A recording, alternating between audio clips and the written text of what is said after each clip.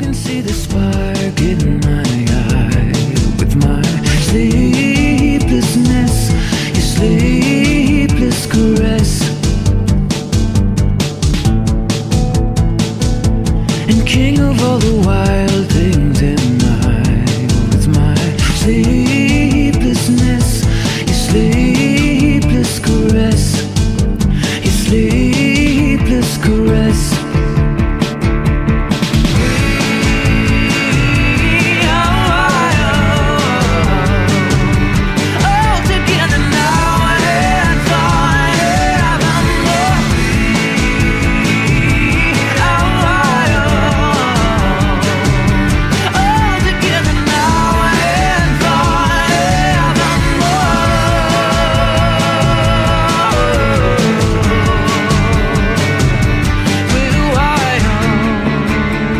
Hi, you guys. Nice to be with you again. This is Richard Sachs, your host on Lost Arts Radio, and we got a lot going on in the world as always, and we have a wonderful guest today that I was hoping would be willing to take the time to come on.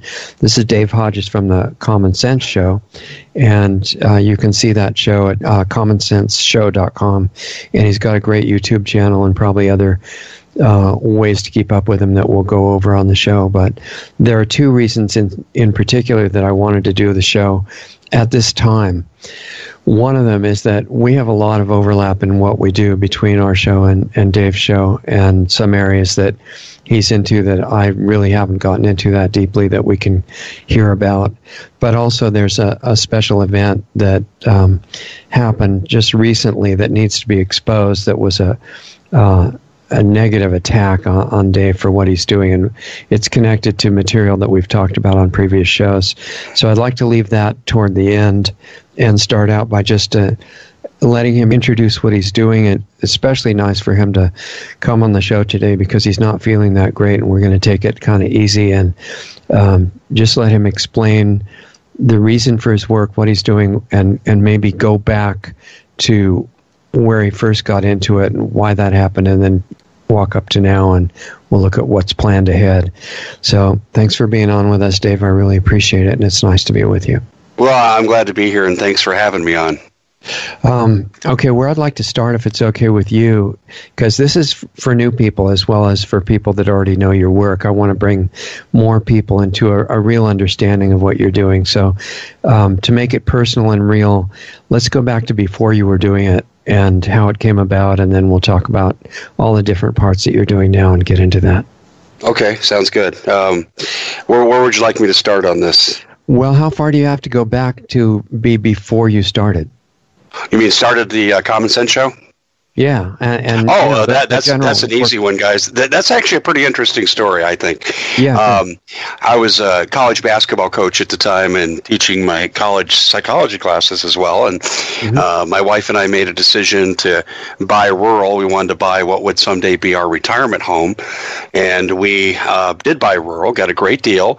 Loved the area. And then about 6 months after we were in, we discovered that we were told by the authorities that we couldn't be here.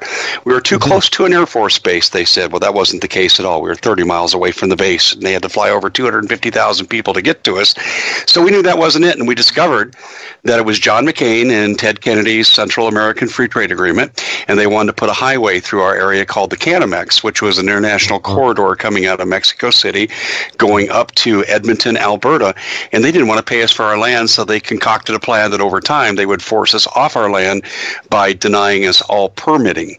And they blocked us from getting lawyers. Every time we had a lawyer to fight against this Fifth Amendment abuse, they told the lawyers, hey, you'll never do anything, you'll never be a judge. And so finally, we were able to get a lawyer after 8 years, and we were able to win and turn this around. And it's probably one of the few times, I think, that anyone's ever taken on the New World Order and defeated them in such a fashion, because this was a big deal to them.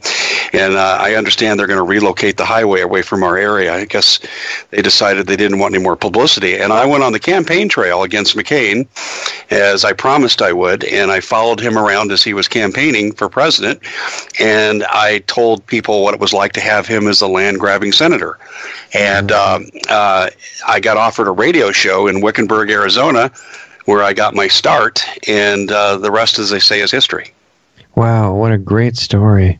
And so you got to keep your land, basically, after going through all that stuff. Yeah, we have full discretion over our land now, where we didn't before. We did when we moved in, and here's the interesting thing. We knew they were lying about this because I had documents obtained by our builder who said we had complete permission of the Air Force to build where we were building. Okay. So we knew that what they were telling us were McCain-filled lies. In fact, you want to talk about being threatened? I'm down at the state capitol with two of our representatives, and the late Marilyn Jarrett, who was an Arizona legislator at the time, and Jack Harper, who was my state senator, who was absolutely fantastic in defending us. We were down there with McCain's people, and McCain's people threatened me. Right there on the spot, they said, he doesn't like to be opposed in the way you're opposing him, and it would not be in your best interest to keep doing so. and I told him, I said, sounds like a threat. Why don't McCain and I just meet and we'll duel at 12 paces? And that's right. As I told him, I said, I won't intimidate. Well, I'll tell you what happened to me. I'm interviewing Jim Mars, the late Jim Mars, on my radio show from our old house inside of Glendale, Arizona, which is connected to Phoenix, and 8 shots fired over my house with 2 minutes left in the show. Eyewitnesses, police involvement. And then I was driving home from a college basketball game that I had just coached about 2 months later, and these people tried to run me off the road, and I was on with 911 for 12 minutes. I was able to get to a fire station where I got some help, and then they conveniently lost the 911 tape.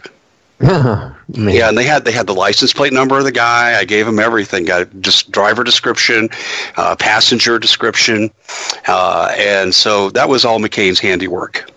Amazing. That fits right in with his reputation. I think it's too bad that he still got elected. It seems to me, but well, it just shows you 50% of Americans are dumber than a box of rocks. Unfortunately, that program has been really successful, and it's a tribute to the educational system and the media and the whole thing working together. Did you know what you were getting into with the Common Sense show? Did you know what you were going to cover? Well, what I found when I was fighting against this Fifth Amendment property abuse is I realized from dealing with Jerome Corsi, who was the second guest on my radio show, that I was fighting against the North American Union. And Alex Jones, as guest host at the time, too, Bob Dacey, jumped in and helped us because he was fighting against the Trans-Texas Corridor in the same manner. Right. And I got a real education about globalism from the North American Union that was supposed to come online and make us like the European Union. And I said, oh, my gosh, we are really in trouble, and the conspiracy theorists aren't that far off. No. In fact, and that whole phrase is just so misleading because, originally it was supposed to make people think only one person shot Kennedy. But now, with the non-thinking American public, the large part of it, all you have to do is say something is a conspiracy theory and they don't want to talk about it or know about it. Well, the use of that term came from the CIA in 1967 when, as you said, they devised that strategy to discredit anyone who would challenge the official narrative of Kennedy's assassination. It didn't work very well because in the 90s, when the Kennedy assassination achieved a revival of interest, 90% of America knew it was a conspiracy. But, what's interesting about the Kennedy thing, and this is something no one ever talks about. After the Warren Commission report was released, we went 13 years and people started poking holes in it. And then you had the Select Committee on Presidential Assassinations from the House investigate the assassination again. And they came to the conclusion there was a second gunman firing from what they thought was the grassy knoll. And the reason they based that conclusion was from a Dallas police motorcycle radio that was stuck in the on position that recorded the shots. And they had acoustic experts come in. They go, no, there's 2 different shooters here. So the official narrative of the United States is that there was a conspiracy. That's the final word. In fact, in 1977, when they published the report, they ordered the Department of Justice and the FBI to reopen the investigation. And here today, 42 years later, they still haven't done it. Yeah, it's amazing. There's some pretty powerful forces that definitely don't want people thinking too much about that because it's related to so many other things. Well, when you look at the Kennedy assassination, it really reveals that we're dealing now with second and third generation globalists that spawned from the people that were running the show then. The intel community, with the CIA was involved, and you had Alan Dulles, the fired head of the CIA, fired by Kennedy on the Warren Commission, which was absolutely incredulous that they'd even put him on there, given his conflict of interest. But then you have all the notables. I mean, Kennedy was killed because of Vietnam, doing away with the oil depletion allowance, producing the silver certificates in violation of Federal Reserve desires, all those reasons. There's 5 reasons total that I've nailed it down to. And the globalists that are behind this are the second and third generation globalists today that are running things for the deep state and trying to basically compromise American sovereignty. Yeah, and right now, especially, America is really targeted, along with what used to be Europe, to basically finish it off by overrunning it completely. Well, if you mean by mass migration, absolutely. Yeah. Everything that's going on today is about dilution of culture. In fact, I just did a broadcast on this for my YouTube channel. I'll just give you an example here. In France now, they're even doing this in France as well as America. There's no such thing as the two-gender approach now. Forget the science, forget the biology and the microscopes and all that stuff that shows we're X, Y, or XX. Now we have things like they, shy, some kind of weird, bizarre, genetic, whatever. I don't even understand it. And yet I'm trained in the biological sciences because of my psychology background. And I don't get what they're talking about. Yet they're firing professors for talking about two genders. And then you go on and you take a look at what's happening in France. They've changed their government forms now away from mother and father to parent 1 and parent 2. Just not to offend anybody, you know. It's crazy. But then dilution of culture also comes in another form. We've got the evisceration of our borders. I mean, you got Beto O'Rourke, who I think is posturing to try to become someone's VP in the 2020 election. He's talking about doing away with the Constitution, and we should have no borders at all. Forget the wall. We should have no borders. And that fits in with what the liberally controlled Democratic Party wants. Well, when you do that and you have tens of millions and then ultimately hundreds of millions of third world immigrants coming to America, you've not only diluted the culture, we have to ask ourselves a fundamental question. How many immigrants can you take from a third world country until you're the new third world country? Especially when they're coming and hating the country they're immigrating to. Or being trained to. Well, that's what I mean, yeah. Yeah, because here's why I say this. I know people who've come here illegally. I've talked to them. Some of them were just wonderful people that wanted a better life and didn't see a legitimate avenue to come here. So they took matters into their own hands. But what they tell me is, we like it here. We like America. We like the freedom. They have to be here a couple years to begin to get it. Because they come from places where if they say the wrong thing, they end up 6 feet under. So when they come here and they realize, I got freedom. And I can live where I want. I can work where I want. And they say, this is pretty cool. And our kids have really good opportunities here. So a lot of the people that come here do a flip. America is not that bad. America's cool. And most of the illegal immigrants actually feel that way once they're here for a couple of years. Yeah, I completely agree. The ones that are being trained now are getting special education in what to do when they come. Well, if you mean the covert forces of terrorism, you're absolutely correct. Yeah, I mean the ones being trained for the caravans by the UN forces in Honduras and places like that. It's not all caravan though. Here's my understanding of this. Yeah, you've got let's say we've got 10,000 people in a caravan. Okay, 8,000 of those people are going to be legitimate people that want to come here by any means to have a better life. Okay, and they're being told that, well, they hate Mexicans, they hate people with brown skin, but you can persevere. That's the message they're being given. The other 20% are your embedded terrorists. They're your ISIS, your cartel drug runners, your sex traffickers. That's who's embedding with these groups to come across. So the normal people are like the cover for the other ones. Exactly right. That's why they would put women and kids in the front for photo ops and stuff like that. And also protection against Border Patrol retaliation when they get fired on. Yeah, exactly, because they'd hesitate to do anything. So a lot of people want to know, who are even aware of it, how did the Democratic Party in particular turn to complete evil and craziness? What's going on with that? You bring up a really, really interesting point, and I'm actually pondering that in this present time frame. I don't have a firm answer yet. Usually you can find a demarcation date. This is the place where this craziness started. Because, see, if John Kennedy were alive today, he'd be considered to be a centrist Republican. Right.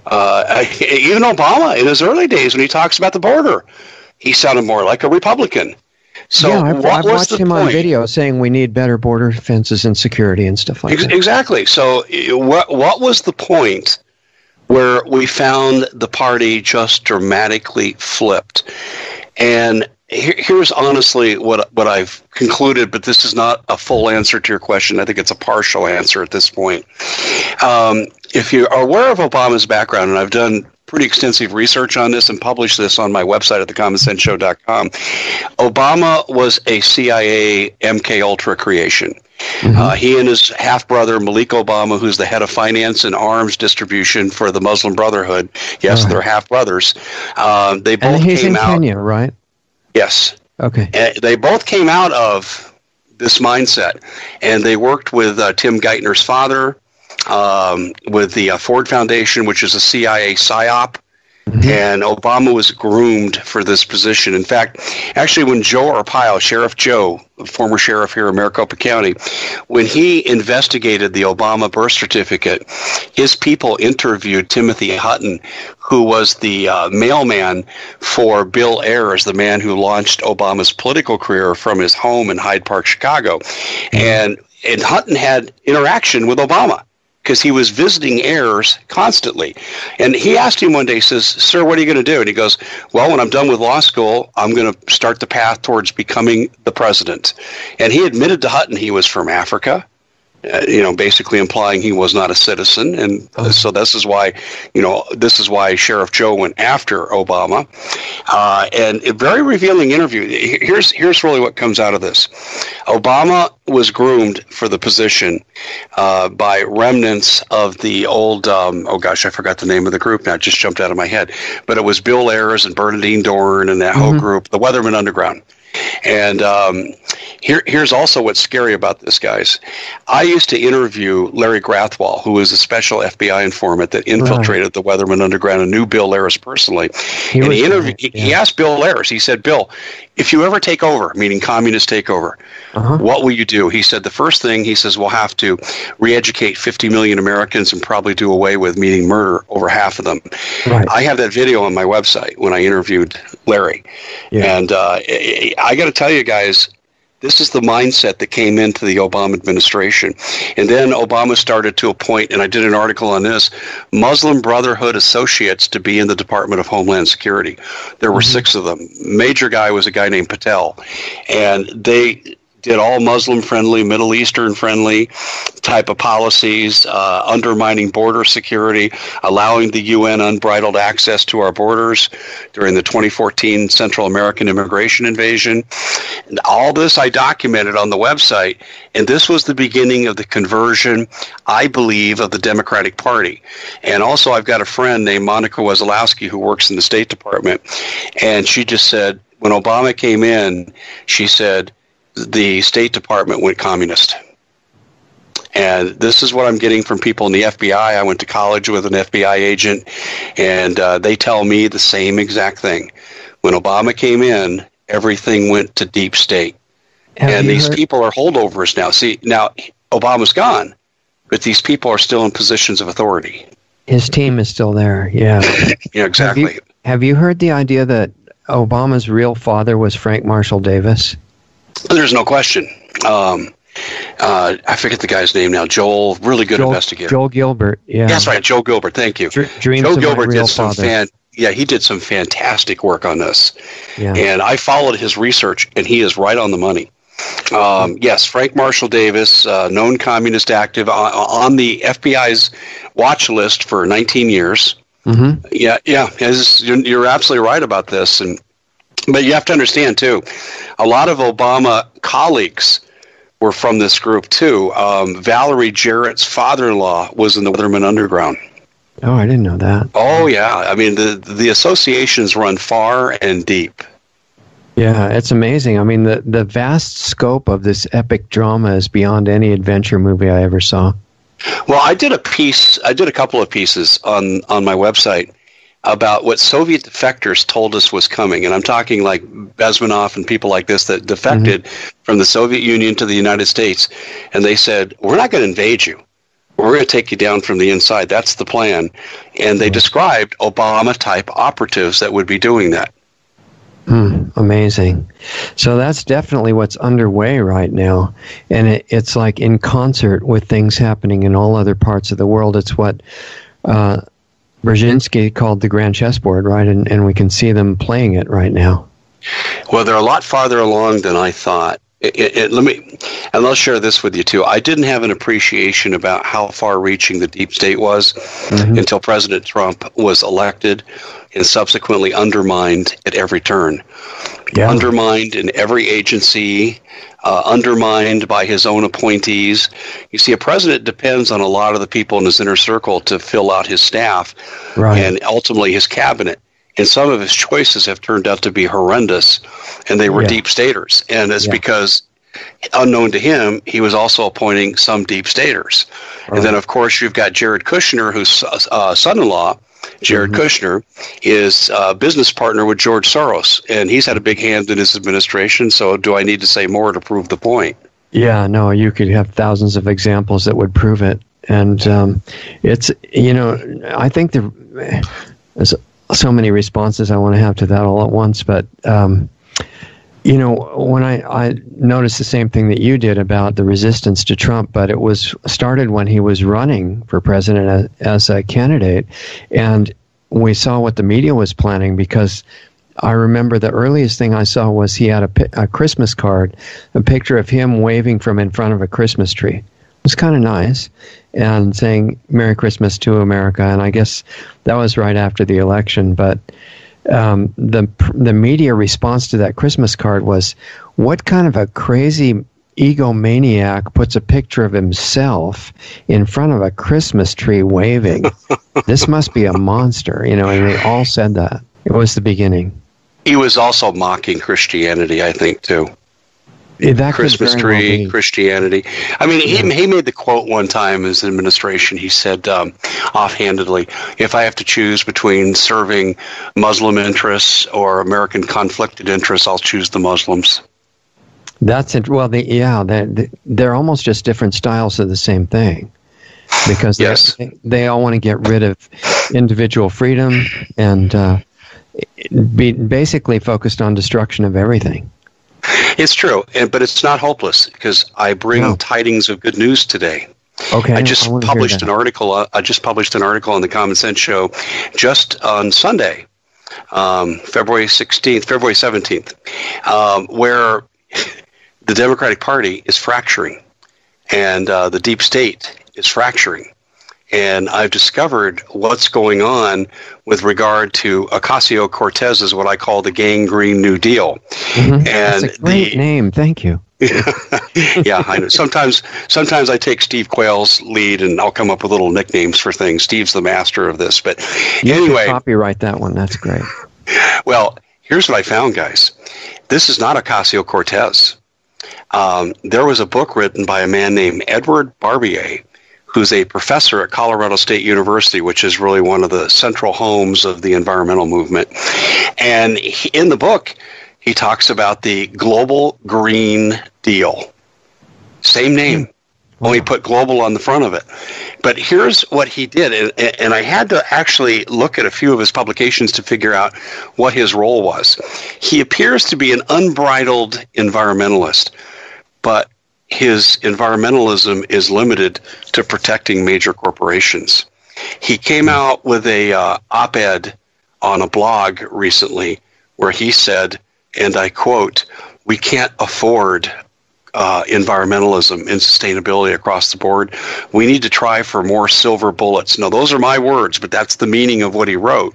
In other words, he's trying to keep the green initiative away from protected corporations like Amazon. And now I get it. It all fell into place when I wrote this article. As I started to follow the evidence trail, I could see there were a number of professors who were professing environmentalism, but were trying to keep it away from specialized interests like corporations that would want to pay them money to do so. And Barbier is such a person. He has ties into the UN, the OEC, and all these globalist organizations like the World Bank. So he's a Soros affiliate. to some degree. Now, what's interesting about this Barbier character is in his last piece, he said, environmentalism's good, but we just can do it here and here and can't do it everywhere. Well, Ocasio-Cortez is far sweeping. And what the radical wing of the Democratic Party is saying, well, you've got Elizabeth Warren, who's threatened to confiscate wealth from the rich at gunpoint. You've got Ocasio-Cortez saying 70 to 90% tax rates. Mm-hmm. And then you've got Kamala Harris. There'll be no private cars, no private health care. Mm-hmm. And you've got these radical women on the left all saying the same thing, and the corporations like Amazon are going back and go, whoa, hold on here. So what did Amazon do? They pulled their headquarters out of New York. This was a direct protest, but it goes one step further. Here's the good news for we conservatives. You now have the emergence of a presidential candidate representing the more conservative wing of the Democratic Party that wants to keep environmentalism limited away from business interests. Is that the Starbucks guy? That's the guy. The Starbucks CEO, ex-CEO, is running for president. He is going to split the Democratic vote, and I think this could hand Trump the election unless the Democrats are able to resolve this conflict. That would be wonderful. I've heard people saying either that he would take votes from Trump or that he would take votes from the Democrats, and I wasn't sure which one would be more accurate. But mostly Democrats. Mostly Democrats. Because he's still pretty liberal, is what you're saying, right? Yeah, you can have these morons that profess the planet's dying and we're doing it to ourselves and all life's going to end in 12 years, like Ocasio-Cortez said. Exactly, yeah. But the reality is elections are won by money. You need FaceTime, you need advertising money, and if you're alienating your big donors, like the ex-CEO of Starbucks, to where he wants to start his own party, it's the 1912 election all over again. Woodrow Wilson, who brought us the Federal Reserve, the graduate income tax in World War I, he would never have been elected had Taft and Roosevelt not faced off in the Republican Party and split that vote. And that's what the Democrats are facing today, a little over 100 years later. Wow, that's super interesting. The concern I have about the election, although what you're saying is wonderful, but there's this other little detail that's kind of important, that everything good about any non-democratic points of view is being eliminated from the major media platforms. And Trump so far is not recognizing, apparently, the need to take care of censorship. I'm glad you said that. I'm sitting in Branson, Missouri on September the 14th, and I'm speaking with someone on speakerphone in front of Doug and Joe Hagman. So they've talked about this on their show because they witnessed this conversation. Mm-hmm. And I'm talking to a man who has direct access to the president on a regular basis. And I've spoken with him before, and we have discussed censorship. And I told him I was growing very impatient with the president. And he says, well, tell me what legal lines you think the president can follow. Well, it just so happened I sat down with some attorneys and talked to him, and I found out about open forum laws. I found out about antitrust legislation that all the social medias are violating. I'll give you an example. If I run YouTube, I am not liable for someone that brings in pornographic pictures of children onto my platform if I claim to be an open forum. But there's one provision of being an open forum that YouTube violates, and that is censorship. You are not allowed to censor if you're an open forum, because you're no longer open if you're censoring. Right. Okay. And on that basis alone, the president could come in and says, okay, I'm putting the DOJ on you, and every time we find something illegal, we are going to fine you, and if it's serious enough, we're going to put your leaders, the people responsible, in jail. Yeah. If he'd do that, that would clean up the censorship problem immediately. And then you go to the antitrust legislation. You've got Google, who owns YouTube. You've got Twitter, and you've got Facebook. They're all conspiring to ban the same kind of political speech. Exactly. Okay, that's collusion. And that violates antitrust legislation 9 times Sunday. And so the president has multiple. This guy and I talked for 40 minutes on the phone. He actually said, just a minute, I want to get this down. He's asking me for interpretations. He's writing this down. Now, I know he had the conversation with President Trump. And also, this was on a Saturday night. On Wednesday, the following Wednesday, President Trump came out and issued a strong warning to the social medias. I go, oh, looks like somebody got through. And I thought, here it comes. He's going to do it. And I thought, how brilliant, because it's September. It's 2 months before the midterm election. And I thought just in time to let the independent media spring into action. It would have been just in time, yeah. Yeah, and the president dropped the ball. And I have gone ballistic since then. If he wants to win the 2020 election, he needs to clean the censorship thing up, and I think he has until about this summer or fall to get it done. Yeah, I agree. And it would be interesting to know in detail, is it just his complete unawareness of it, or what's going on? Oh, no, he knows. This man told me he sat down with the president and had a 15-minute meeting, and they went through everything we talked about. And he reacted to that meeting by making a public statement on the following Wednesday where he reiterated many of the views that I brought forth. And I recognize my terminology. And Doug and Joe mentioned something about it on their show. I mean, they sat there and they watched it. In fact, they had me as a guest on their show about 6 weeks ago. And Doug said, I sat there as I watched Dave speak on speakerphone to an advisor to the president, and he gave him this chapter and verse, yet we still have censorship. So the question is, what happened, right? Yeah, what happened exactly?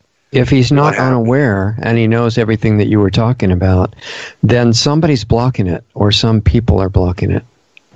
Well, okay, I can't blame advisors. I can understand where the issue may not reach a president's desk because it's being obscured by underlings who don't want him to know the truth. Right, but he knows the truth. He was approached directly by the person I spoke with. So there's no excuse. There's no excuse. Now, did he give orders to the Department of Justice that weren't carried out? That I don't know if that happened, but let's say it did happen to the benefit of the president's position. Yeah. Okay, if it did and his orders aren't carried out, then you fire those people immediately and get someone in there that'll do what you tell them. Yeah, I mean, I would think he's supposed to be good at saying you're fired, right? Yeah, exactly. So something's going on there, some missing piece that would explain it, because this isn't the only issue it's come up in. I'll tell you what I suspect, and I hate to say this, but my job is to tell the truth before it is to be loyal to a political movement. That's right. And I don't have the names in front of me, so I'm going to have to tell the story vaguely, but I did write about this on the Common Sense Show. When you had, who's the man, Epstein, okay, who does the sex trafficking with the kids and sets up key people with child sex opportunities. Transportation specialists. Yeah, the Clintons and all this stuff. Okay, so Jeffrey Epstein. Well, he was convicted of a count of child sex trafficking, and he got off with a slap on the wrist. And interestingly enough, this guy got specialized treatment from the judge, and the judge's name jumps out of my head. It's in my article, and if I knew we were going to talk about it, I had it available. But this judge violated every judicial protocol in dealing with an accused felon. He gave him a special wing of the jail to be in. He allowed him unbridled access to communications. It was incredible, the special privileges afforded. And then the sentence was an insulting slap on the wrist, even though the guy was guilty of sin of abusing children. Right. And what ended up happening, Trump appointed the judge to a cabinet position. And if I had 30 seconds or a minute, some serious questions, huh? That tells me that Trump is probably complicit in the activity. That's what that tells me. And I don't like saying it, because I will vote for Trump in 2020 because the alternative is to put 50 million of us into FEMA camps. Right. And so I will vote for him in 2020, but I'm highly concerned at that. And like I said, my obligation first is to the truth and to the movement second. Yeah. And to me, that is, I'll put it this way. When I published the article, it went out first on Steve Quayle's site as well as mine. And I have to tell you, the response I got was, some people were just incredibly mad. Oh, yeah. And I said, explain the connection. How did this man, who's a judge in Florida, end up being moved to such a prominent position after this decision? I said, the timing is suspect. The jump in position is suspect. The only thing that I can think of that might be in the president's favor in, complicity issues is that he's appointing a lot of terrible people, and they're not people who help him. They're people who turn out to be his enemies and work against him. Yeah. So he's doing appointments based on recommendations that are terrible. And I wonder if this could be involved or not. I'll make an excuse for the president here, and this is why I can still vote for him, because I can give him some plausible deniability. Let's take someone like Jared Kushner. Let's say that he goes to Donald Trump and he says, you know, that judge who handled Epstein, that was a tough case because the deep state is fully behind Epstein, yet he still got the guy convicted and he sentenced him. No, it wasn't what we wanted, but it was a step in the right direction. Shouldn't we appoint him to a position in Washington? See, I could see that is an excuse for the president. I could see him using that kind of excuse, and I could halfway believe it. I just don't know what the truth is. Is the president complicit in the behavior, or did he get bad advice? Yeah, and sometimes it's just complete misrepresentation, like with the new attorney general. I don't think that the president was aware of what a terrible choice that was. I think he got a great recommendation. He's worse than Jeff Sessions.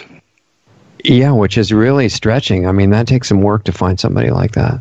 Well, it keeps Hillary Clinton out of prison. But I don't think it shows anything about the president's bad intention, because hiring people that are going to work against you is not some deep strategy. It's just, unawareness of what's going on. Well, here's my position on this, okay? The old saying, fool me once, shame on you, fool me twice, okay? How many times has the president been fooled? Well, yeah, it might be a good idea for him to start checking himself now. Yeah, I see. I would say go get someone like Edward Vieira. Yeah, exactly. And appoint him to be the DOJ head. Oh, man. Okay, in other words, don't go for the name or the reputation, because all you're going to get is more of the same. Yeah. Go for someone outside the mainstream who has the qualifications, put them in that position, and let them roll. And then we'd start to see real convictions. I mean, I'm not a lawyer, but if you put me in charge of the DOJ, okay, I would have Hillary Clinton in handcuffs by tomorrow at 6 p.m. That's what the president said during the debates, right? Well, here's the bottom line. You had Comey, who published all the evidence that showed that Clinton was guilty. Now, he didn't call it guilt. He said it was gross mismanagement, blah, blah, blah. Well, and she didn't mean to, anyway. Yeah, I don't care if she meant to. Listen, my dad was a naval intelligence officer. They don't care about your intent. If you violate national security protocols, you are going to prison. When she took the hammer to her hard drive, she thought she was doing a construction project. Listen, intention does not matter when it comes to intelligence matters. Yeah. It's not an argument. It's not a defense. It's not even something a judge with a military tribunal, and that's where this case would be held, that wouldn't even be considered as a defense. A judge would never allow it. It's, did you do it or didn't you do it? Did you compromise national security or not? And she did. Yeah. She clearly should be going to jail. And then we have her, too. You don't even have to start with Clinton. If you want to work your way up the ladder and do state's evidence, start with Wasserman Schultz and her Oman friends, her little boys that did all the destruction of evidence. They were destroying the emails. Right. They were working on behalf of Clinton. And then if you really want a bombshell, I got a bombshell for you. In 2017, in the month of July, and I just republished it this last week, because I'm thinking if you're not going to get it the first time, maybe the second time I'll wake up the people dumber than a box of rocks. What I published was something called the Rosatom memo and a State Department memo, independent of each other, that showed that Robert Mueller, Special Prosecutor Mueller, the Russian delusion guy, delivered the first highly enriched uranium in 2009 to the Russians. Right. And I've got a Russian memo that proves it, and I've got a State Department memo that proves it. I have two confirming sources. That's all you need to go to trial. Yeah, I'll help you spread those if you want to share them. Yeah, it's this week, and I've been running this for a year and a half, and I was like, America, will you pay attention, please? The guy who's going after Trump, he is a traitor. He's Benedict Arnold. Hey, listen, we executed the Rosensteins in the 1950s, and what did they do? They sold nuclear secrets to the Russians. We executed them. Okay. Now, tell me, which is worse, selling the secrets or actually giving them the hard-grade material? Yeah, it was totally incredible, and I think a lot more has been done just like that with even other countries, North Korea and things like that. Mueller and Clinton and Obama, which gave approval to this activity with the uranium one, right? They're all subject, I think, to a capital offense, and that means including execution. Yeah, so that brings up the question, how come it's not happening? Because Trump keeps appointing the same clowns to these key positions and won't do anything?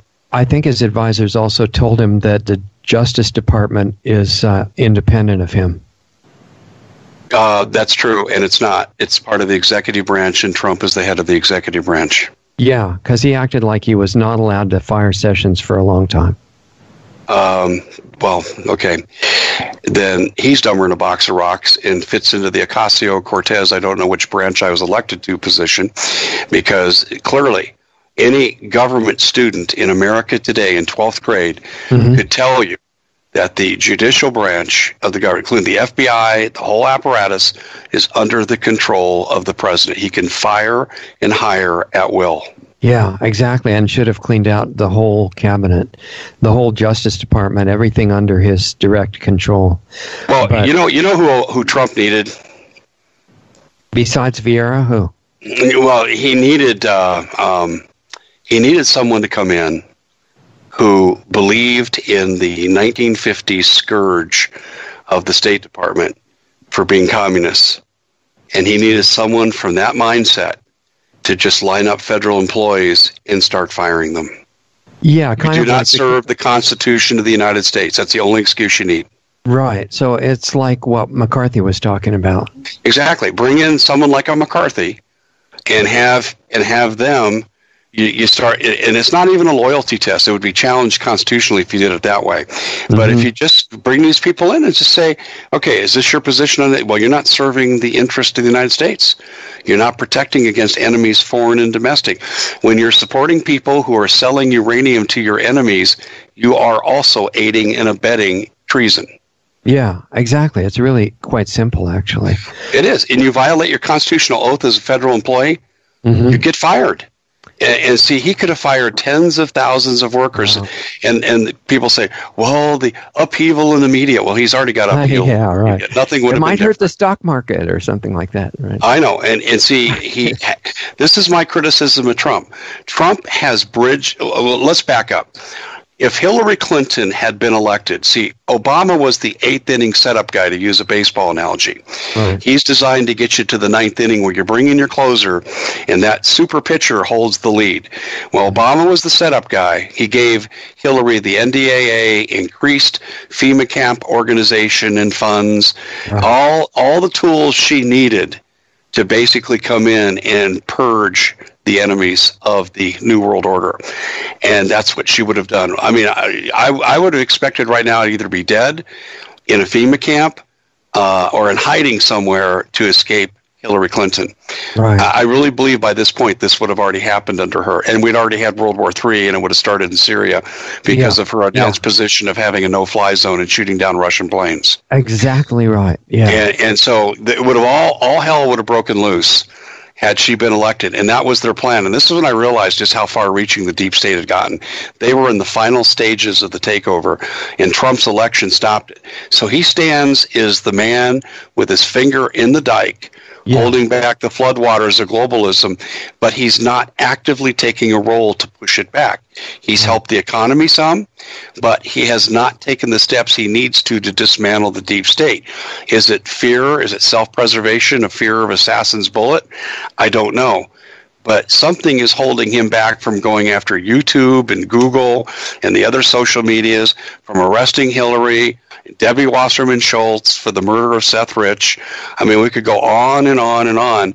Yeah. He isn't doing what needs to be done at the second level. He's done the first level, which is to stop the purge. Right. But he hasn't done second level intervention, which is to take apart the players who are coming against America. I think part of that is that people in general like to see somebody as all bad or all good. And it's like too much thinking to really look into them and see what their strong and weak points are. And the current president has some really strong points, one of which is that he's been willing to risk his life, his family's life, lose a whole bunch of his money, his reputation, be subjected to all this constant slander nationwide and to some degree worldwide. His motive is really good. I think that's the main reason they need to kill him. But he's got, and what he does understand about sovereignty and things like that, he's immediately gone and stood up for.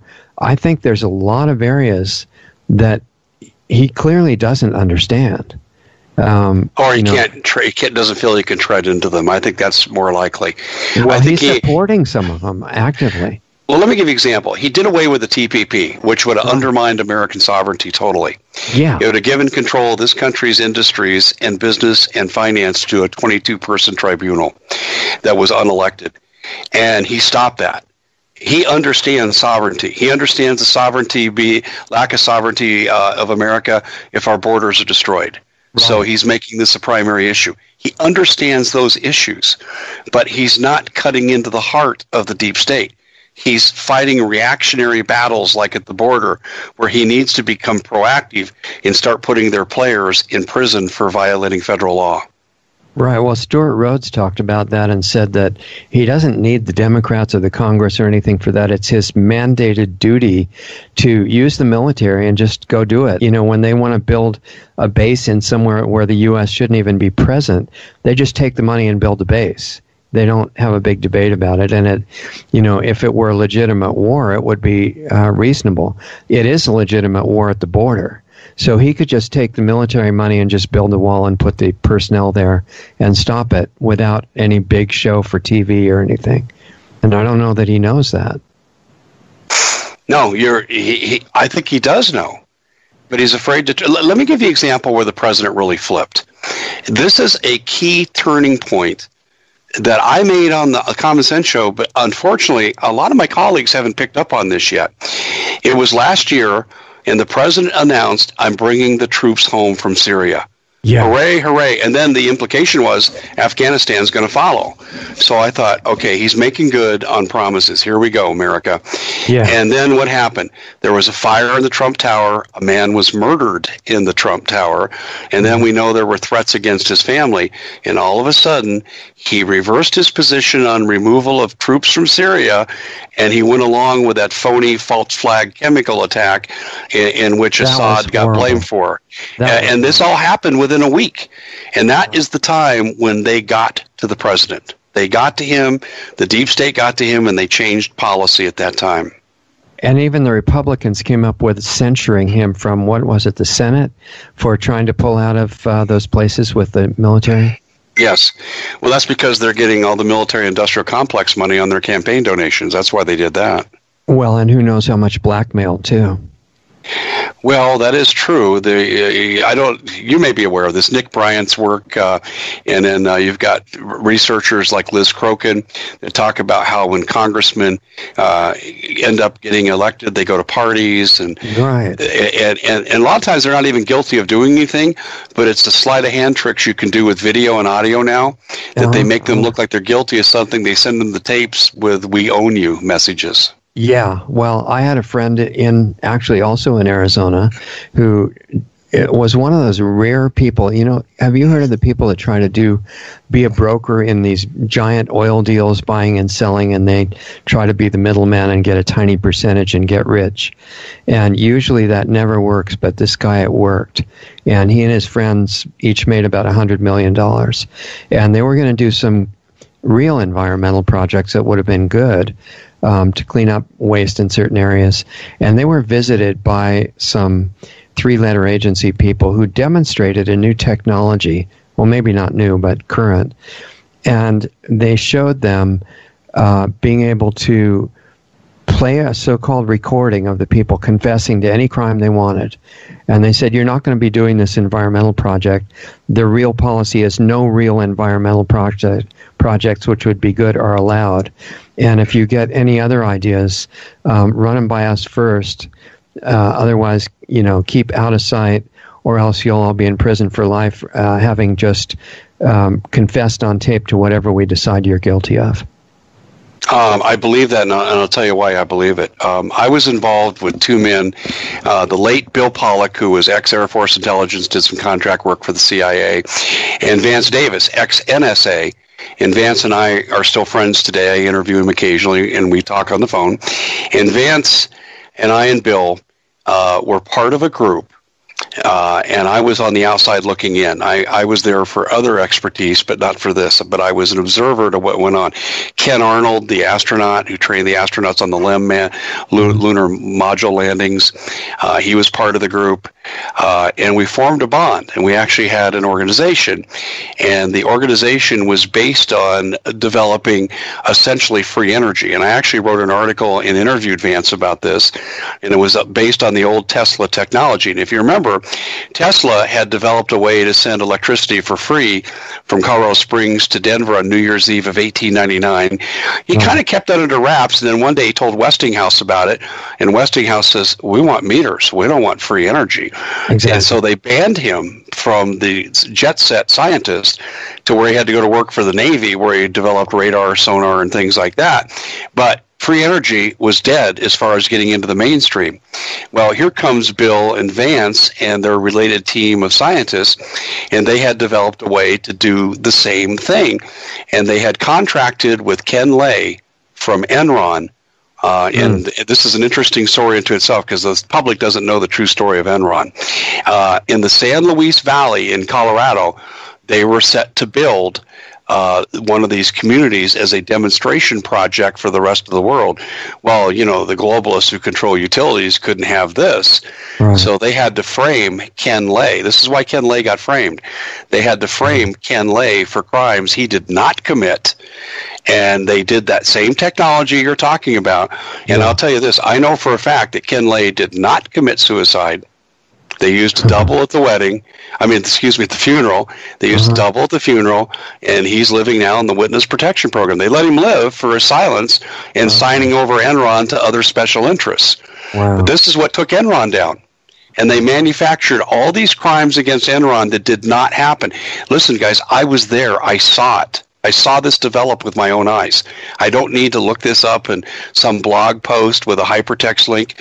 I was there for the meetings. So was Vance, so was Bill. Wow. I know. Well, by the way, when I published this, 3 months ago maybe, the death threat started. When you started telling the truth about Ken Lay, you mean?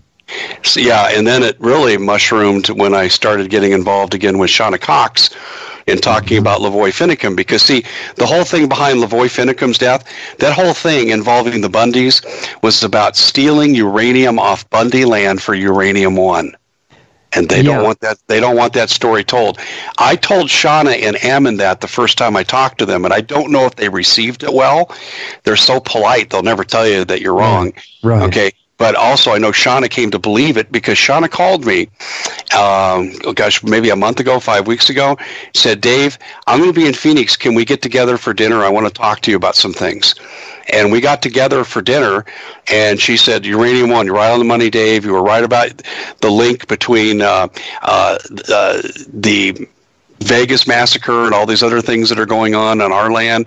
The same kind of terrorist groups are involved, and we just named all the people. Well, anyway, the very next day, I got an email, and the email said, we heard every word, Dave, and I'll tell you, you're doing really good work for the conservative movement, but you should move ahead to new things. It's not productive to look back. It can be really quite dangerous to look back. Very thinly veiled threat. And I came out and I published that email on my website. It's kind of like my big screw you to them, and I published it. Well, the next day I got a follow-up email and says, well, you managed to go public with it, and obviously you've disseminated all this information, so we can't touch you. However, we'll get you eventually. Right. That was, I had 2 threats back to back after my meeting with Shauna Cox. So what Sean and I did was subsequently schedule an interview, which we released and told more of the story. So the worst thing you can do, and this is what Michael Hastings and Andrew Breitbart did not follow. Right. When you have proprietary information, the worst thing you can do is to hang on to it. I want to be at the top of the journalistic field. I want to be the guy to release it. Well, more than likely, if it's serious enough, you'll be the guy that gets killed. And so whenever I've gotten proprietary information, I spread it far and wide. And then I get it out there very publicly. Wow. I have to talk to you about some things that I'm sitting on that might be good to put on your show. Be happy to. In the same line. So we'll stay in touch for that. For people that don't know, why don't you give a quick rundown of the importance and the basics of the situation with the Bundy Ranch? Well, the Bundy Ranch is important on a number of fronts. Let's start with Cliven in Nevada. It's hard to even know where to start because there's so much, but the basic one is what I did say. It was the Clintons using the BLM with Obama's tacit approval to go in and extract uranium and other mineral resources off of private ranchers' lands, and then to turn that into a profit in which Hillary would eventually use that money to run for president. She had more money than God when she ran for president. And this is one of the ways that she did it. So that was the primary association. And Shauna Cox has now come to fully understand this. And from our conversation we had here in Phoenix, I know she totally gets it. And you talk about a bright, brave person. She gets my highest recommendation. But anyway, let's go back to the Cliven Bundy land situation again. It was also about who owns the land. Is the Fifth Amendment in place in the West, or can the BLM circumvent the Fifth Amendment and say, you only own your land as long as we say you own your land, and we can take anything off your land we want. We can drive your cattle off. We can kill your cattle. We can fence them up. We can take away their water. We can do whatever we want. In fact, Shauna was quoting me a statistic, and I don't remember the exact numbers, but I'm going to be close. In Cliven's area, where they had something like 55 ranchers, all but Cliven are gone. They've been forced off their land by the BLM. And it's over this issue. Also, we had governmental collusion. Harry Reid and his sons, they were involved in this, but involved in a different way. It wasn't just Uranium One. It was also the emergence of Chinese solar energy farms. Right. But here's what's interesting, guys. This is a plot against the national security of the United States. These Chinese solar energy farms are manned by a group called Sinta, and that's a front group for the Chinese army. And so they build the solar energy farms under the guise of, isn't this wonderful for the economy? And we're just here to partner with America, but they're really Chinese military. And where they do this, where they build these solar energy farms, is largely next to Air Force bases. And I'll name a few of them here. With the one near Cliven is Nellis Air Force Base, and it's adjacent to an interstate, so they have rapid deployment capabilities. They could take down planes as they take off. I'll get to that in a minute. Luke Air Force Base in Glendale, Arizona, is another one. And on the I-10 corridor, about 35, 40 miles below Luke, is a huge Chinese-owned solar energy farm under a front group. And APS, Arizona Public Service, partners with them to obscure the ownership, but Chinese military is involved there. And then in South Tucson, Davis-Monthan Air Force Base is another site. Now, what would you need these three bases for national security? If you ever had a Red Dawn invasion coming up from Mexico, you would need the air cover from these bases. And the Chinese have been permitted to build Chinese solar energy farms manned by the Chinese military next to these bases where they could interfere in these flight operations. That's treason. And Harry Reid and his sons are part of this. They were paid $5 million each by the Chinese government. How do you like them apples? Yeah, those are major apples. I'm just I started out investigating the Uranium One thing and the violation of property rights in the Fifth Amendment. This is something I just kind of happened on. I go, what the heck are the Chinese doing in this story? I mean, that was like, this is out of place. And I thought, this doesn't fit. And they want the Bundys off their land, but they want the Chinese on it? I don't get this. I've always wondered why you should allow foreign nationals to be owning major assets and land and things like that in your country. Well, let's look at California. Boy, it's really going on there. You've got Diane. I had a spy on my staff for 20 years as my driver, Feinstein, from China. And my husband, Richard Bloom, follows EPA destruction of California farmland like the San Joaquin Valley. We got to shut you down from irrigation because we can't hurt the 2-inch smelt fish that you're killing with irrigation. I know. And then after the people are all gone, they take the restriction off, and Richard Bloom goes in and sells the land to who? The Chinese. And what do the Chinese have? A food shortage. And what do they get from this? Food surplus from California. Dianne Feinstein went into the Senate 27 years ago as a millionaire.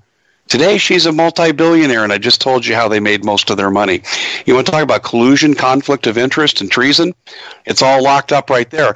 And included in these real estate deals, they then install these, what they call these inland ports. And most people who study Agenda 21 are familiar with the concept, but basically it's foreign operatives operating a base of operations inside the United States. It's landlocked, but they call it inland port.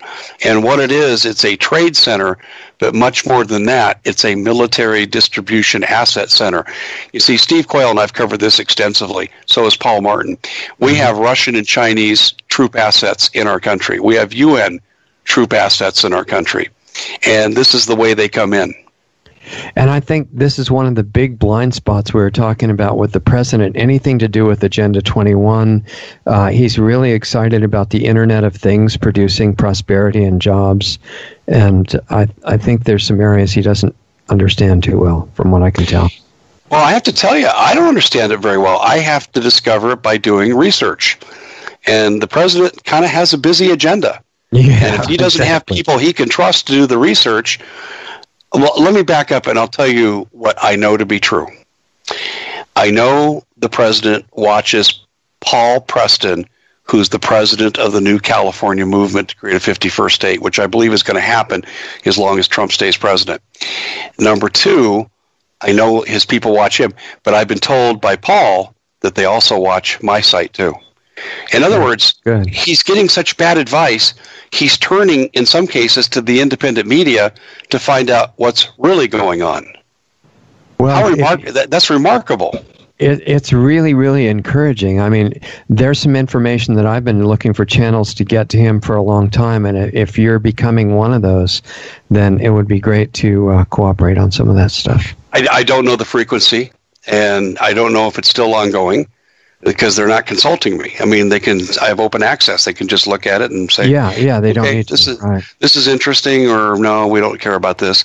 But let's put it this way. The story that I told you earlier in the interview about talking to the president's advisor about social media censorship, that's a real story, 100% true and verifiable.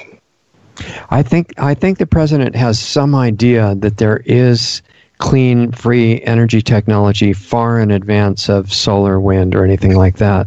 I just don't think he has managed to get direct access at this point. Well, he's working on it, and there's a side agenda to this, too. My dad, when he retired from the Navy, they retired him 6 months early. I just give you a real brief background on my dad. And my dad ended up being kind of a big deal in the military, but a big deal that you'd never hear of. He was in charge of rewiring the Combat Information Center for the carrier Roosevelt when they received the first nuclear weapons. And they did it around Cape Horn. There weren't satellites in that day, but they didn't want the Russians following them, and they didn't want the Russians knowing what they were up to. This was a big deal. And he was gone, according to my mother, he was gone the better part of a year and had one 10-minute conversation with her by phone when they were in dock at Jacksonville. So this was a big deal. And he also taught advanced theoretical engineering and physics at Great Lakes Naval Hospital, where I was born. And so he was kind of a big deal there. Well, they retired him 6 months early and gave him full pension. You never do that. But they wanted him to go to Martin Marietta, which was a plant in Coal Creek Canyon, just outside Littleton, Colorado, in the mountains, to work with captured German scientists. Now, this is something I do remember as a little kid. My dad's family is from Germany. We spoke German in the house. We had German relatives living with us. And he used to bring these guys for security reasons under lock and key and guard to our house, one or two at a time, and work with them on their physics designs that they were working on with the Third Reich. And this was in the 60s. And like I said, as a little kid, I have some recollection of this, speaking German to the guys and so forth. So as this progressed. We never knew what he did. We used to get the Secret Service visits. Does your dad tell you what he does for a living? And they put you on a polygraph. I mean, I'm 7 years old, hooked up to a lie detector machine. I mean, I remember this. Mm-hmm. So going forward, in the last 2 years of his life, in 1984 and 1985, I used to go visit him almost every night. And I would talk to him about various things, and one day he started to open up about what he did. We've had a secret space program at least since the 1960s, because he said, the reason I know is because all the stuff that we knew that was being developed was not ending up in NASA. NASA, he said, was a century behind what we were doing. And then he went on to tell me that he also had met people that were in the secret space program. So going forward from this, what has Trump done? So here's the relevance of the background story. What Trump has done is he started a space program, right? A division separate and apart from the Air Force. Wrong. He took over the space program that was already existing under the control of the Air Force. And the Air Force is controlled by the CIA. They were created in the same year, 1947, and they were created with the same mandate that created the NSA under President Truman. And as a result, they are all deep staters. Trump took away the space program, is trying to stock it with mostly Marine Corps personnel that are loyal to him. If you hold the high ground in military, like near-Earth orbit weapons, you control the planet. And this right now is what I believe Trump is up to preserve his... This is the only reason I think he hasn't been assassinated, is because Trump can rain down hell on anybody he wants to at this point because he controls the space program. How much Go ahead. I didn't mean to cut you short. Well, I was just going to say that I'm looking into this more and more, but this is an easy right for me because I know this stuff. I couldn't talk about this. In 1984 and 85, my dad was getting two pensions. One was from one of the intelligence agencies he'd gone to work for, and the other was from when he was a naval officer. And if we had revealed that we were going to release classified information, and this information was still classified then, my mother would have lost the pension. So I had to wait until my mother passed till I started talking about it. And I waited about a year. And then I went on Doug and Joe Hagman's show, and I said, here's what I know about this. And I started to write articles. I still haven't told everything I know. There's some things I've held back because I don't know if they're classified. The things I've released are no longer classified, but it's difficult to find. And you actually have to know somebody. Well, since I have come forward with this, I've received confirmations from all over the world. Now, I did talk to Jim Mars about this. Bill Pollack flew Jim Mars in to meet me in the Phoenix airport, and we spent a day together because Jim had been investigating this too, and we had shared stories, and we fit together like hand in glove. He had good sources, and he knew pretty much that my dad was the real deal. But I told him, I said, Jim, I'm not going public until my mom's gone. And he respected that because Jim was a great guy with a lot of integrity. Right. And as a result, this didn't come out until about 3 years ago. But I'm telling you, Trump controls the space agency, taken away from the Air Force. It's not a new branch. My question on that was that I'm aware of the secret space program to a fair degree, and I'm wondering how much of it Trump knows about, because there are things that they've been involved in for many decades that even listeners to this show, some of them would consider really far out and hard to grasp. Greg Evenson, the late Greg Evenson, who was very close with Steve Quayle, and Steve has shared this with me a couple of times. Greg had connections to people who said, anything that you can imagine that could be done in space travel has already been done. Exactly, yeah. And energy, too. Yeah, I'll tell you why I don't touch that side very often, is because I'm more interested in the preservation of the United States, its Constitution, and culture. And I don't want to say things that people could discredit that movement by going to the flip side and talking about what some people would consider to be science fiction. Okay. And I'll discuss it. I mean, if someone asks me, I'm going to tell you the truth. Yeah. But it's not something I'm not going to, I just recently, I published, and this is me kind of crossing my own line, but I recently published about Stargates. They exist, just like they did the show Stargate SG-1. Right. The Hopis have it in their legend. The ancient Hopis talk about Stargates. And I know that because I met the son of a Hopi elder, and I found that out, and then Steve Quayle confirmed it with his own research. So right. This stuff is real. This stuff is real, but like I said, I don't touch that side of it. But see, this is what Trump has gained control of. And if Trump can gain control of this, then fixing the social media problem should be a piece of cake. You would definitely think so. And the concern about that, though, is that because it should be a piece of cake, he should have done it by now. I can't think of a really good reason to wait. I agree.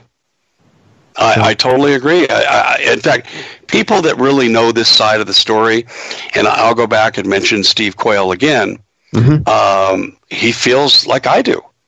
There is no excuse not for Trump to fully go forward now.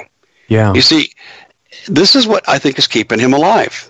And I understand he has staffed the secret space program with his own people. And I'm thinking, okay, if you can get the Marine Corps to go along with you on this, then why can't you use those same kinds of assets to straighten out your domestic problems? And if he's good enough to put really great people in staff there, what's going on with the real obvious positions being staffed by him by his enemies? Well, I'll answer your question kind of through the back door. Trump has entrusted Marine Corps officials to take care of the space program. He's entrusted them. He's not physically doing everything himself with appointments. Okay. And by all accounts, it's going well. On the other side of the coin, Trump doesn't have that kind of allegiance within his own administration. Yeah. And I'm thinking, then you need to bring in more Marine Corps people.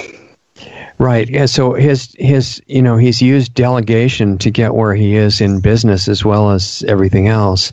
And he's trusting people that way. If he happens to have chosen some good people to run the program you're talking about, then they in turn would be better at delegating than he is. Yeah, I think so. But not only that, you have to also understand something, too. There are some people in the military that truly take their oath of service seriously. And when they perceive a domestic entity is threatening them, then they're going to act accordingly. And I think we see that with the Marine Corps. The Marine Corps, I can tell you this, I've had it explained to me by an ex-RSOF official, very high up in rank when he served. He told me, he said, let me break down the military for you, Dave. He said, the submarine fleet keeps America from being taken over. He said, they're not loyal to Obama, and this was told to me during the Obama years. Okay. He said, they're not loyal to Obama. Obama's tried to obliterate their command without success. He said he simply can't find anyone qualified to come in and run anything because they all share the same values, preservation of America. And they have nuclear missiles that could basically take out the planet. So that's the fail-safe. Well, they are loyal to Trump. The Navy is pretty well split in terms of their loyalty to Trump. The Air Force is totally against Trump. And the Army is about 3/4 against Trump. Wow. So this is the breakdown as it was explained to me, and the disloyalty to Trump is a direct result of when Obama fired nearly 400 command officers in the military. He was able to make some deep thrusts into undoing loyalty of the military towards the country and more towards a deep state approach to globalism. Yeah, exactly.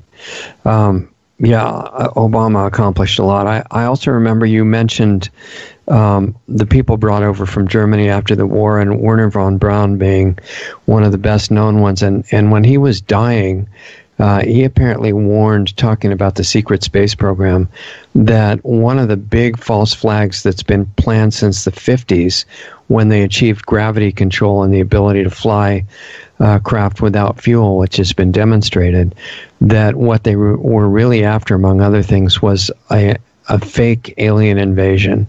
Yes. And this to be used as an excuse to give up this nonsense of sovereignty and just submit to world tyranny in order to be saved from the evil aliens. Well, you get to hear something that I've never revealed before publicly because you asked the right question. Werner von Braun actually reached out to my father. Okay, that makes sense. And he did to other people, too, that were in my father's position. And he said one word, Heisenberg. And most people would say, what does that mean? Werner von Heisenberg was the head of the German Uranium Club in the 1930s. He would have been the man tasked with developing atomic weapons to stick on the backs of V-2 rockets that could hit America at the end of the war. Germany could have won the war had they had this capability. Heisenberg deliberately delayed Hitler. He kept telling him, too expensive, to this, to that. And the refugees that came here, the Jews that escaped, that were scientists like Hans Bethe taught at Yale, he was jealous of Heisenberg, and he said Heisenberg didn't know squat about atomic weapons. Well, it's true. Heisenberg withheld the information from Hitler because he was being held at Wembley House in August of 1945 when we dropped the first atomic bomb, and British intelligence officers came and told him and said, what do you know about it?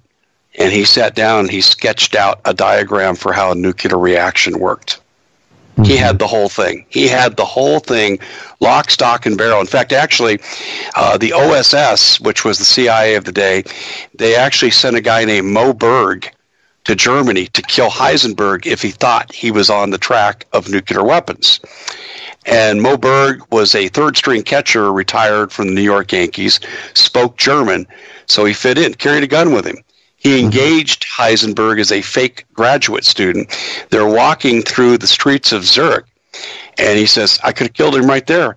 But he said later in an interview, I didn't kill him because I didn't see him as a threat. He wasn't talking about the using this for nuclear weapons. In fact, he talked about peace.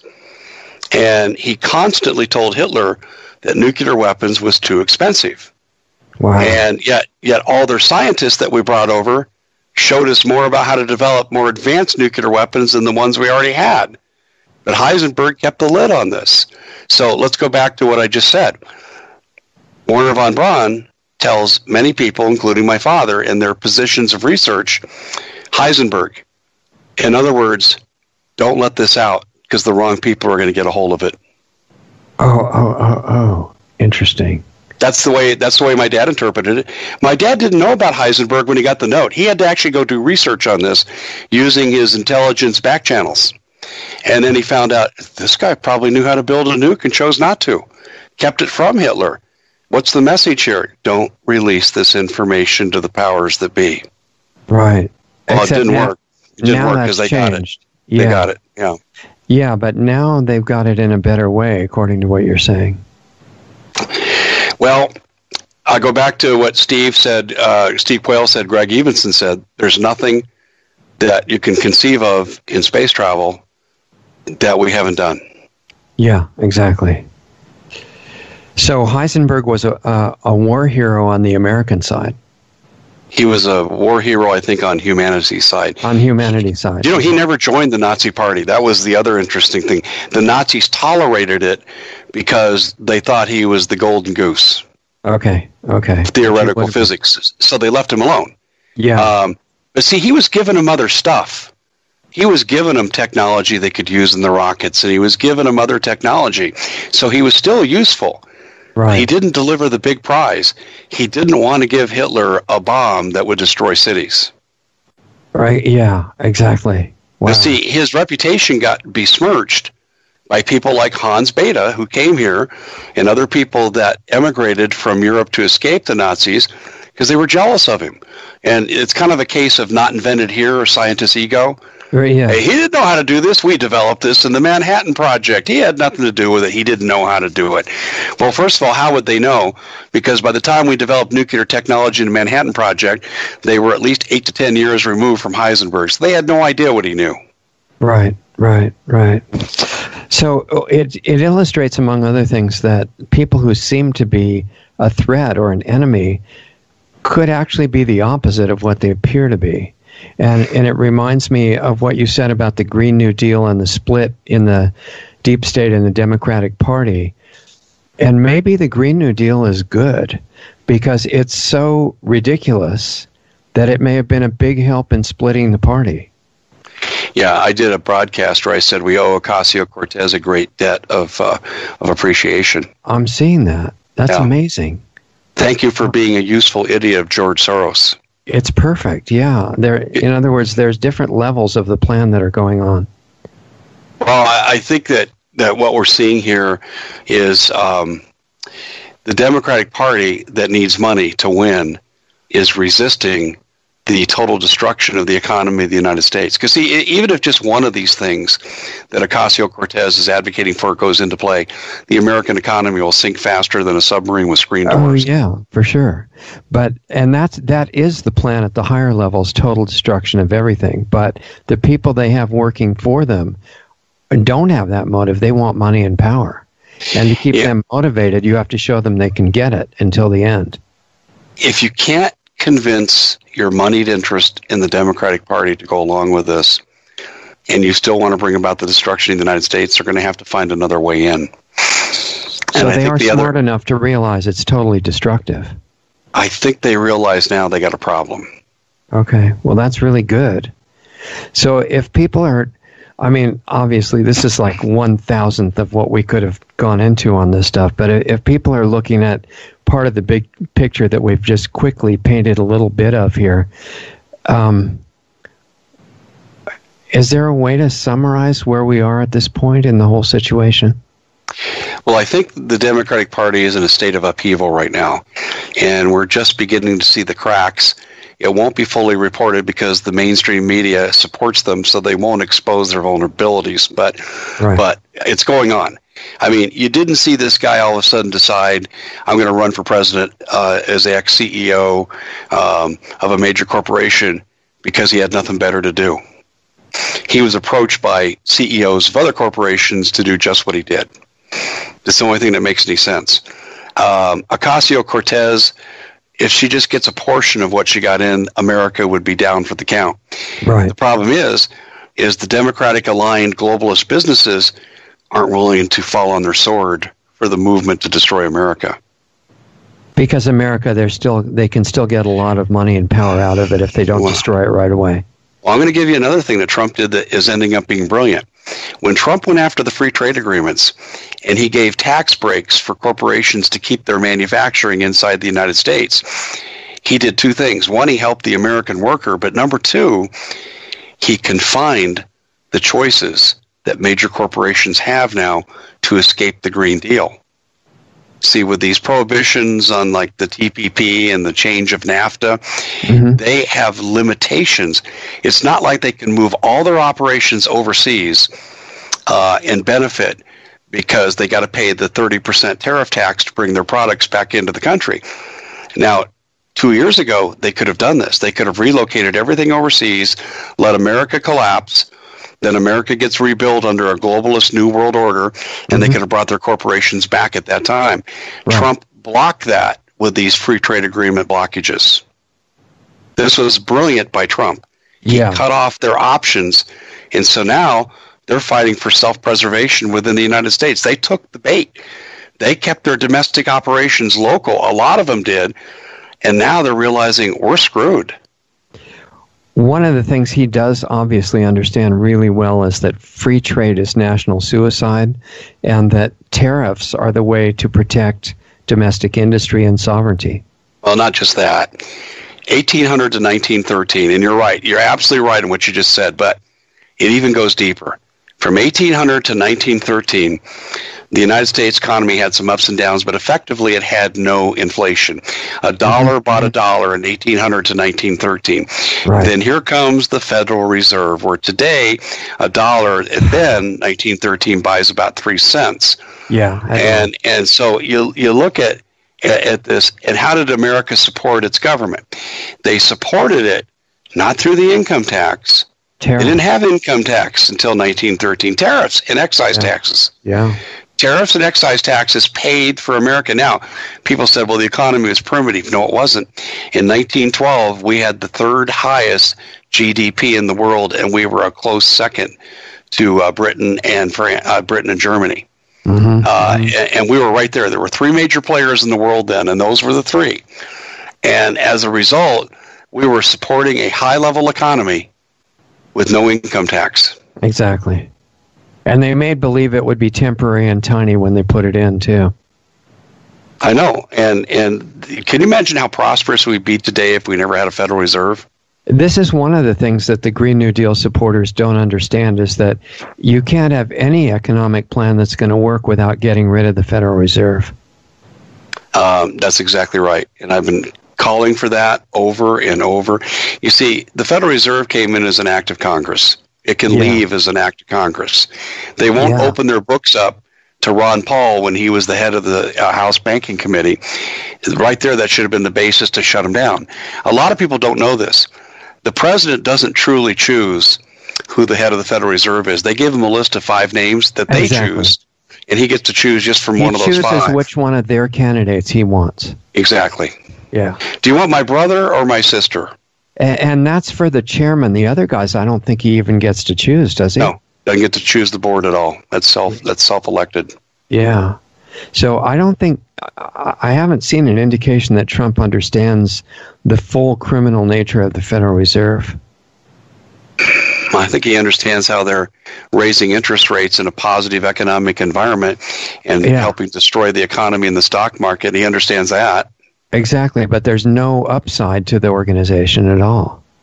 Well, there is if you're part of the Federal Reserve. Well, if you're part of it, yeah.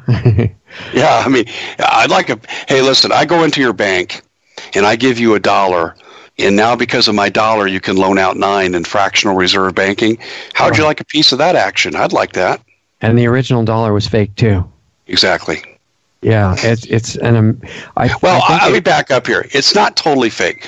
No, we're not on the gold standard, but we're still kind of on the petrodollar system, where we're the world's reserve currency for some nations, and they have to buy $1 before they buy oil. There's some nations that still use that system. That does give our dollar some backing.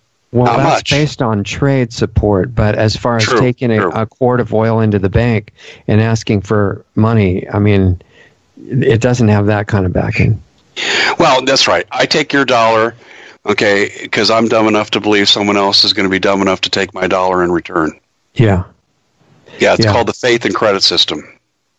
Exactly, and the faith is in things that are made up. I mean, the trade is there, but that can change at any moment. Yes, but we always were told as sound as a dollar. Yeah, and that used to be true when it was gold. That's true, but Roosevelt heard it and Nixon killed it. Yeah. Well, connected with that, what about all these people that are always bringing up the fact that something happened in 1933, the whole system went bankrupt, and there's a corporation called the United States of America that took over for the constitutional one at that time? Okay, I've heard that a lot, and it makes sense. Okay, logistically, it makes sense. I can't verify it. I have not been able to prove that. I can't either. That's why I mentioned on those 2 documents that you said you had, that documents are what's missing for most of these things. If there was a good document showing the bankruptcy in 1933 instead of just the citation of the Congressman McFadden, talking about it into the record, I have never been able to find anything on paper, and that would really be nice to have if it exists. I don't think it exists. That's my guess. Yeah. Listen, there's been so much attention called to this. If it existed, I think someone would have found it. Yeah, or it may have been intentionally, carefully destroyed at this point, if it ever did. But if it was ever used as a means to shift debt, you think there'd have to be a record somewhere of the money movement, especially if it involved government resources. Right. Well, I mean, if they did destroy it, even if it did exist once, if it doesn't now, that's kind of good, because they can still say the Constitution is in force. Yeah, that's true. That's a very good point. Interesting. So where do people, if they want to understand kind of where all this leaves them right now, it can be a little bit overwhelming when you're just learning about all this stuff. What does it mean for the future? What do you feel on an intuitive level about where things are going? That's a good question. I've asked myself that many times, how best to apply the resources of what I do. See, I believe the Lord's given me a platform, and I'm trying to seek guidance on the best place to apply that platform. Part of me says that I should be educating the people dumber than a box of rocks, but I've lost patience with that. There are people that you can show something to over and over and over, and they can't wipe the cognitive dissonance from their eyes and see the truth, no matter how much proof you give them. And it's kind of like these people aren't going to respond until the food is gone from their homes and their kids are starving. Right. That's what I think will get them to react. So I think that's a lost cause. I think then we focus on the people who have some marginal understanding of what's going on and try to move them to action collectively. Right. Okay, well, I just want to support what you're doing any way we can and let everybody know about it, and try to work together with this educational effort, and hopefully we'll see what happens next and get together in the near future and we can do another chapter. So hold on, there's a couple of things I want to share with you, and we'll say goodbye in the break here. Okay, guys, that was Dave Hodges from thecommonsenseshow.com, which I recommend everybody take a look at, and also his YouTube channel. The Common Sense Show YouTube channel, I found it easily, so you can too. And it's really encouraging to me to talk to someone like that, because he's aware of so much that's going on. He does serious research into the connections between apparently disconnected events and situations in the world.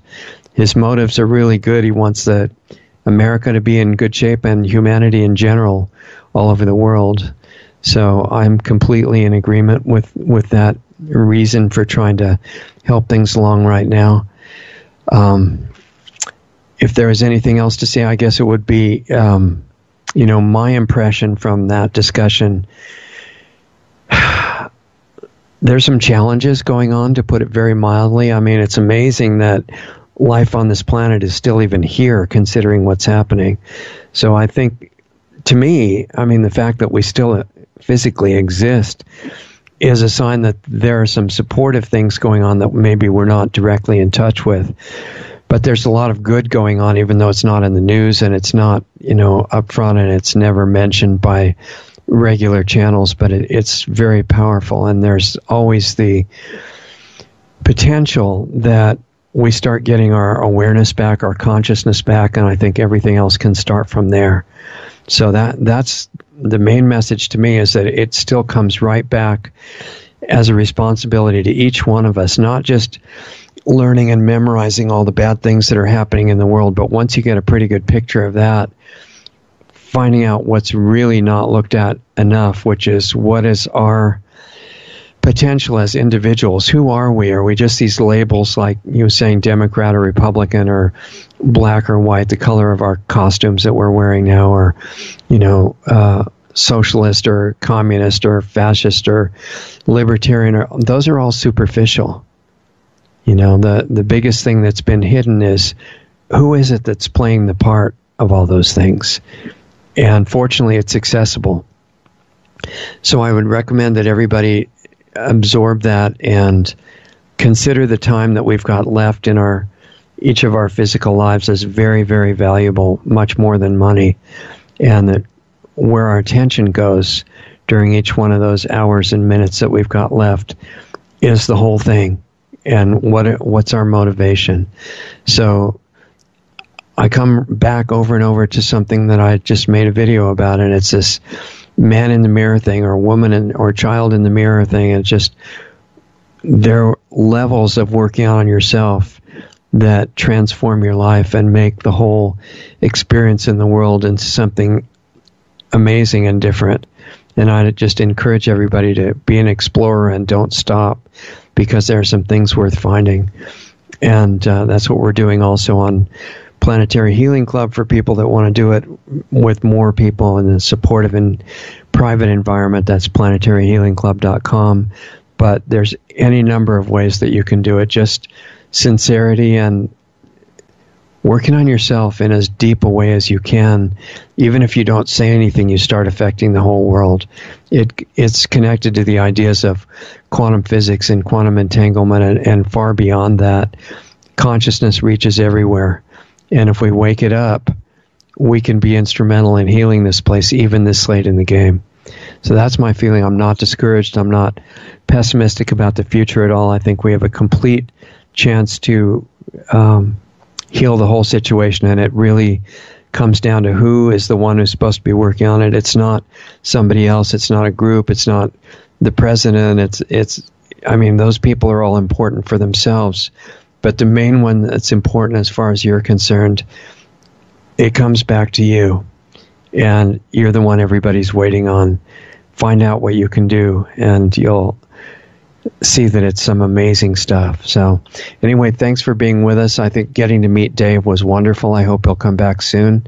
Remember, every week on Sunday, we've got more of these great guests on the show that are very educational and inspiring. And then we're doing free videos. We're on Facebook and YouTube and Twitter and Periscope and everything for the moment. If we get banned off of those, then remember to already have found us on Brighteon.com, which is Mike's great platform that's not censoring. Doesn't have live stream yet, but it will in the future. It's BRIGHTEON.com. Find us there, and also on LostArtsRadio.com. And for those that want to get more deeply involved, PlanetaryHealingClub.com. And stay in touch with us. We got lots of good stuff coming up. Have a great week, and we'll see you next time. Introducing Lost Arts Radio Live, our new Saturday late afternoon, early evening 1-hour live stream show. This new show precedes our Planetary Healing Club, which starts at 9 p.m. Eastern and 6 p.m. Pacific.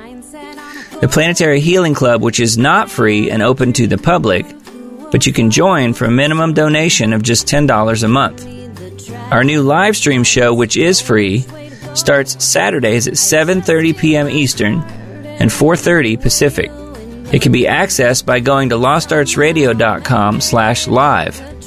You can tune into our live stream from our Facebook page at facebook.com/lostartsradio, from our YouTube channel at youtube.com/lostartsradio, as well as both Periscope and Twitter at Lost Arts Radio.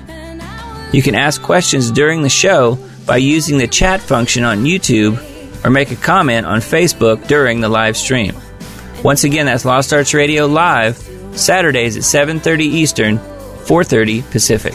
As of January 2018, the Saturday live call-in show is now an interactive video platform called the Planetary Healing Club. The cost is just a $10 minimum monthly donation, automatically billed through your PayPal account. Sign up at lostartsradio.com/club.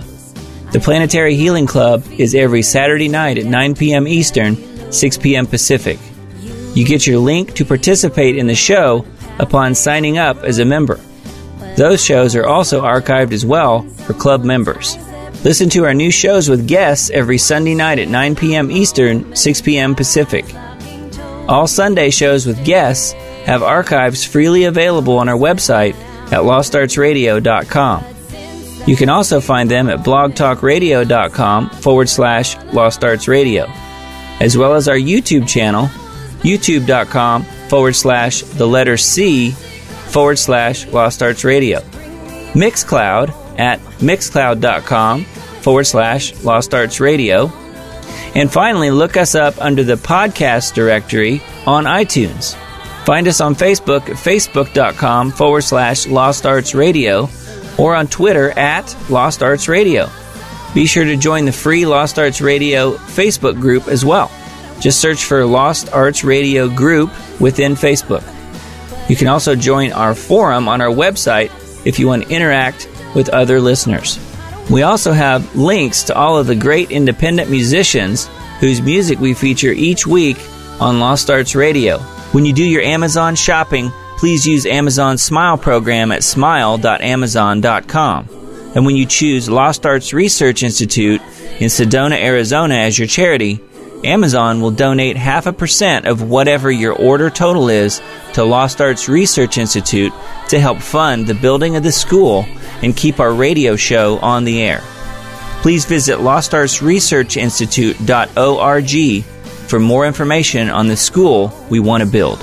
Be sure to sign up for our free weekly newsletter on our site under the Radio Show tab or right from the button on our Facebook page. Contact Richard at richard@lostartsradio.com or myself, Doug Diamond, at doug@lostartsradio.com. Thanks again for listening to Lost Arts Radio, and we'll see you again next week.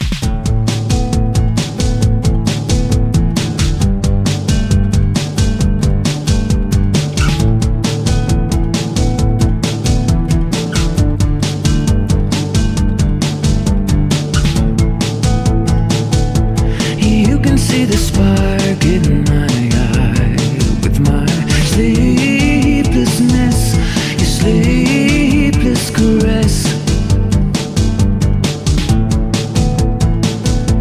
And king of all the wild things